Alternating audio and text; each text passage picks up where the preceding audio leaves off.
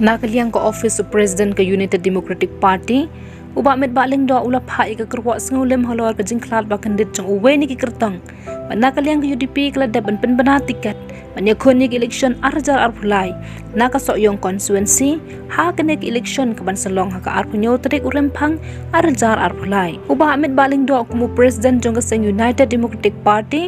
ula ong baga jingklat kandid jang uba horju dan Hdr Lyngdoh lani padon kalong sisya ka jing du nong ka bakrawi ka SENG marha ka jingwan penyesok ka jing usya ka SENG ha ka por ka balengkon kalong sisya ka jing ay mensim yu baro mar ulang urang ba ubalasan ha ka kamsan hima mar ubala ay ka jing syakri ki jait ban riu ha ka babon kiliang bad kam tam e ban syakri kum unang tauan ha ka ying dorbar tauan labon bun snem bad ru kum unang mikmat ya ka soyong constituency Shushu ula ong ni election arjar pulai ka UDP kala imon yu u bu unlong ukertang bad ka kwa ro bondang teng biang ban syakri kum unang mikmat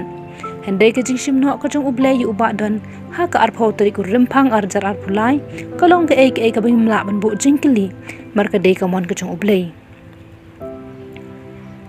uba met ba Lyngdoh upha ya kini ka kubor siki paj ba ka soyong constituency bad kum ju jong ka jala ba kim day bandu jing kermen hendai ki de ban shania ho try kan rat mar unong thau udon la ka jong ka jing thmo ya ka yeng ka sem ka soyong constituency ya ka SENG UDP bad ya baro hi